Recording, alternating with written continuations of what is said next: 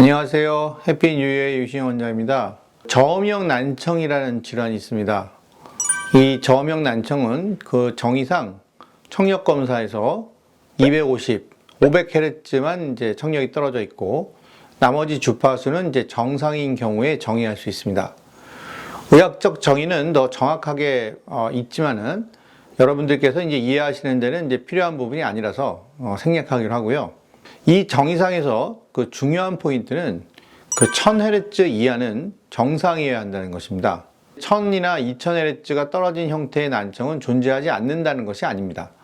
다만 그런 형태는 저음역 난청의 정의에 해당되지 않는다는 것이고, 따라서 이제 치료 방법도 좀 다를 수 있다는 것을 의미합니다. 이런 난청들 중에서 저음역 난청이 이제 가장 많은 빈도를 나타내기 때문에 이 저음역 난청의 특징을 이해하는 것이 그 다른 형태의 난청을 가지고 계신 분들도 이해가 이제 편하신 그런 관계로 대표적으로 저음역 난청을 이제 설명드리고자 합니다.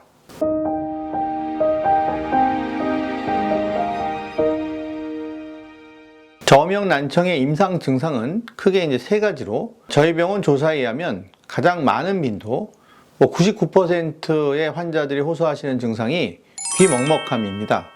그 일전에 이제 귀 먹먹에 대한 방송에서 말씀드린 그 비행기를 탄 것 같은 먹먹함, 그 정확하게 이제 이 증상을 호소하시거든요. 근데 이제 바로 이 증상이 주 증상이기 때문에 저음역 난청을 진단하는 데서 문제가 있는데요. 이제 그것은 이제 진단명이 난청인데 잘 들리지 않는 것이 주 증상이 아니고 먹먹함이 주 증상이다 보니 일부 이제 청력 검사 장비가 제대로 설치되어 있지 않거나 또는 이제 다른 과에서 이 증상을 호소하시면 이비인후과 의사들 중에서도 청력 검사 없이 그 이관이라는 그 중이압력을 조절하는 기관의 이상으로 추정을 하시고 약을 처방하거나, 심지어 이제 다른 과에서는 턱관절이 이상해서 뭐뭐한 것이다 라고 진단하시고 물리치료나 이제 보조기 같은 처방을 하시는 일부 의사 선생님들이 계십니다. 근데 저희와 같은 이제 유튜브 채널에서도 귀먹먹에 대한 방송을 시청해 보다 보니까 너무 이제 전문의 선생님들이 이 증상을 본인이 전공하신 과의 시각으로 접근해서 이 귀먹먹을 해결하시려는 분들이 계시던데, 귀먹먹은 귀의 문제를 먼저 이비인후과 귀 전문의들이 감별을 해주고 이제 그것이 해결이 되지 않으면 또는 귀에 이상이 없으면 다른 과적인 문제인 턱관절이나 목 근육의 등의 문제로 이렇게 풀어보는 것이 올바른 접근법임을 강조하고 싶습니다.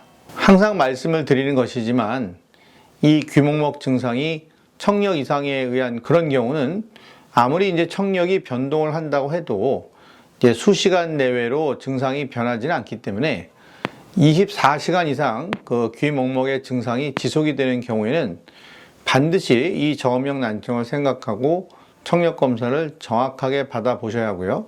이비인후과 의사 선생님이시든 다른 과 선생님이시든 청력 검사를 통해서 귀의 이상 유무를 확인하신 후에 다른 감별 진단으로 들어가는 것을 잊지 마셔야 하겠습니다. 두 번째로 이제 저음역 난청 환자분들이 많이 호소하시는 증상은 귀 울림입니다. 약 90% 정도에서 호소하시는데, 이 귀 울림은 또 지난번 귀 울림 편에서 말씀을 드린 대로 자신의 목소리가 울리는 현상과 타인의 목소리가 울리는 현상, 이 두 가지가 있는데, 저음역 난청에서는 자성강청, 즉 자신의 목소리가 울리는 현상이 좀 더 두드러집니다. 난청 환자분인데 들리는 것이 안 들리는 것이 아니라 오히려 소리가 울려서 더 소리가 큰 것 같은 느낌을 받게 되니까 자신이 난청이라는 사실을 인정하기가 쉽지 않고요. 따라서 일부 환자분들은 전에도 말씀을 드렸지만 내가 생각하기에 이제 청력은 좋으니까 검사할 필요가 없다 이렇게 말씀하시면서 청력 검사를 거부하시는, 그래서 이제 진단이 늦게 이루어지는 경우도 있습니다. 저음역 난청 환자에서 잘 들리지 않는 난청 증상이 발생하지 않고 귀 울림이 발생하는 이유는 이 난청의 형태가 250, 500Hz만 떨어진 부분 난청이기 때문에 나머지 주파수는 정상적으로 작동을 하니까 일부 이상 주파수의 손상에 의한 왜곡 현상으로 인해서 귀 울림 현상이 나타나게 되고요. 그 웨이도를 이렇게 막은 것 같은 이런 형태의 증상으로 인해서 그 자신의 말소리가 이제 더 울리게 되는 것으로 이해하시면 되겠습니다. 세 번째 증상은 이명입니다. 조용한 곳에서 이제 뭐 귀에서 소리가 난다는 그런 증상이고요. 약 70% 정도의 환자분들에서 이제 호소를 하시는 증상입니다. 그런데 이 소리는 그 노화에서 흔히 볼 수 있는 이명과는 조금 다른데요. 노화에서 발생하는 이명은 고주파수 이명으로 방송국에서 더 이상 이제 방송하지 않을 때 그때 나타난 이제 삐 하는 소리에 가깝다면 이 저음역 난청에서 나타난 이명은 이 저주파수 영역에 이상이 발생했기 때문에 그 냉장고나 뭐 이게 모터가 돌아가는 소리 같은 그런 이제 우웅 하는 이런 양상의 이명이 들립니다.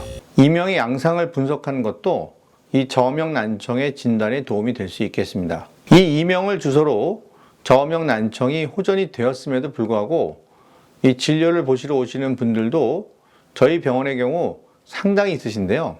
물론 이제 저음역 난청의 원인이 그 내이 압력 조절 이상에 있어서 발생한 것이기 때문에 압력 조절 이상에도 이명이 있을 수 있지만 저음역 난청이 검사상 회복이 된 이후에도 저의 분석에 의하면 청각세포가 안정화되는데 시간이 약 한 2주 정도로 청력이 정상화된 이후에도 이명이 한 2주 정도까지는 발생할 수 있다는 것을 기억해 두시면 조금은 좀 안심이 될 수 있지 않을까 해서 말씀을 드립니다.